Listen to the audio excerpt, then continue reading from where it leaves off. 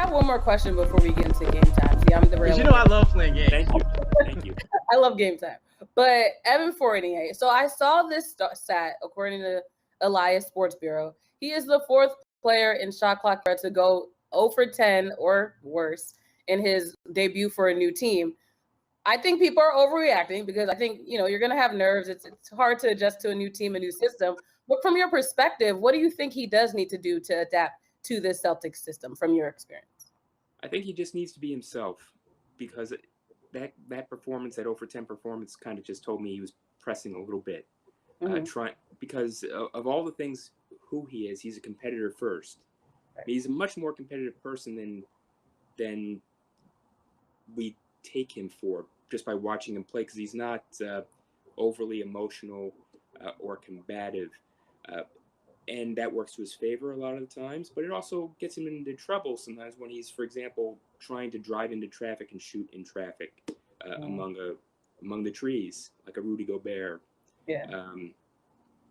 So how can he fit in? I think he'll just be fine if he is himself. And he's a quality shooter. He's roughly a 40% 3-point shooter. Those shots will fall in time. Yeah. I mean, I just, just watching that first game, the thing that I noticed more than anything, and it was like almost immediately upon him getting into the game, and I was hoping it would go away, was that you could tell that he was out there thinking so much and not just playing. He would get to spots, and I remember seeing him get to certain spots on the floor. And Josh, I know you've seen this also, where when he gets to certain spots, you get him the ball right there in his hands, it's going up and then it's going down. That shot is going to go down more times than not. And there were times where Kemba or Tatum or Pritchard would get him the ball in spots that normally he would be aggressive and assertive and take those shots, and he would catch it and he would think about it, and then he would put it on the floor, or then he would pass it. And then when he did take shots, they weren't in rhythm.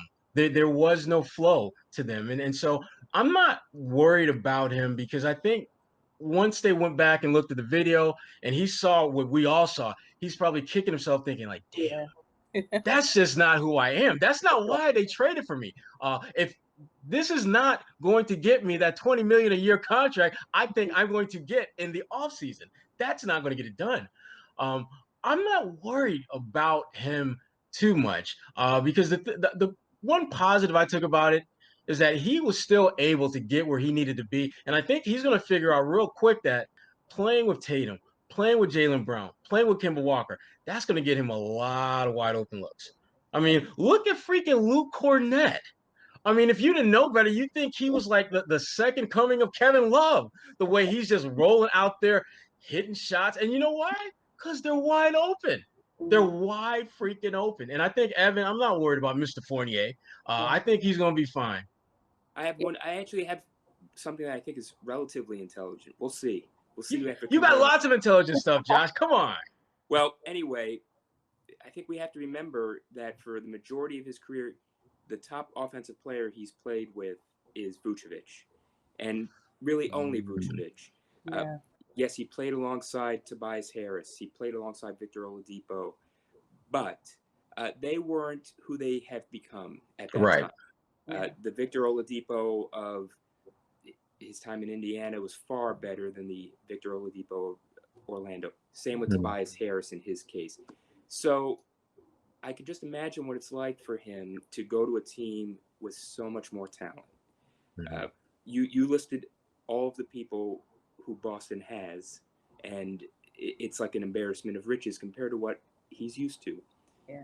Kemba Walker, a guy who used to torment him game after he'd win games almost single-handedly for Charlotte against Orlando for many years.